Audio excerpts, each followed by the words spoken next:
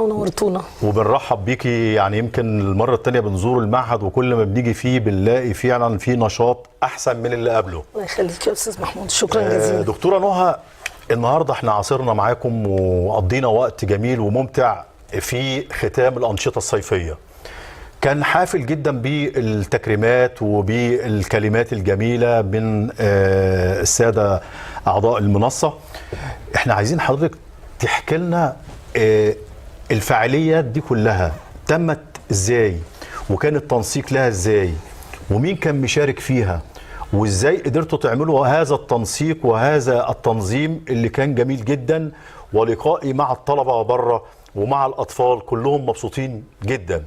فاحكي لنا الحكايه ايه؟ طبعا برحب بيكم في المعهد الخدمه الاجتماعيه. بتوع رعايه الشباب يعني عطوا فكره، والفكره دي كانت في طي التنفيذ.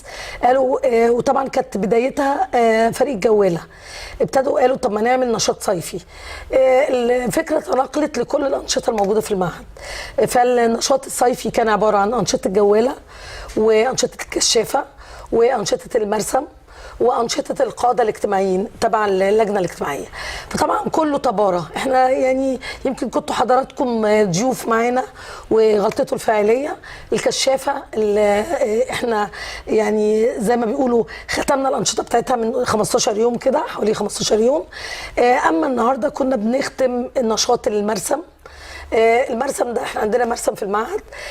طبعا عملنا زي دعوه لاهالي محرم بيه، برضو زي الكشافه بالظبط.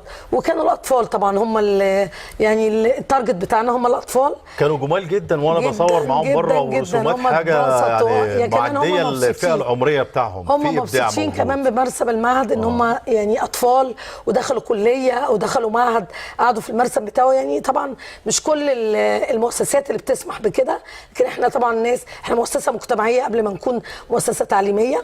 فطبعا الولاد يعني كان النهارده ختام الانشطه كرمناهم الاطفال، وكمان كرمنا الانشطه على يعني مدار السنه. احنا خدنا مراكز طلبه مثاليين، وانشطه فنيه، وانشطه اجتماعيه، وانشطه الكشافه. فطبعا كرمنا الطلاب دول بتوعنا بتوع المعهد. اما انشطه فريق القاده الاجتماعيين فهو فريق بصراحه لا يقل عن فريق الكشافه في المعهد. فريق الكشافه بيقدم دوره.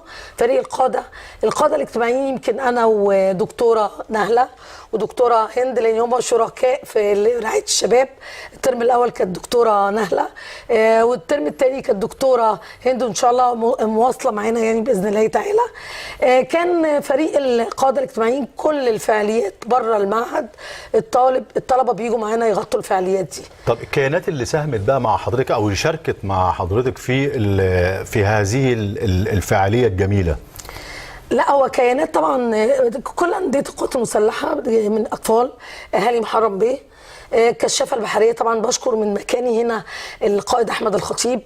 يعني هي كيانات كلها الانشطه التطوعيه في اسكندريه. كانوا سعداء لما وجهت لهم الدعوه ان انتم باطفالكم شاركوا معانا في صرح من صروح الدوله الجميل المجتمعي. ويمكن حضرتك لو حضرت الفعاليه معانا كان حتى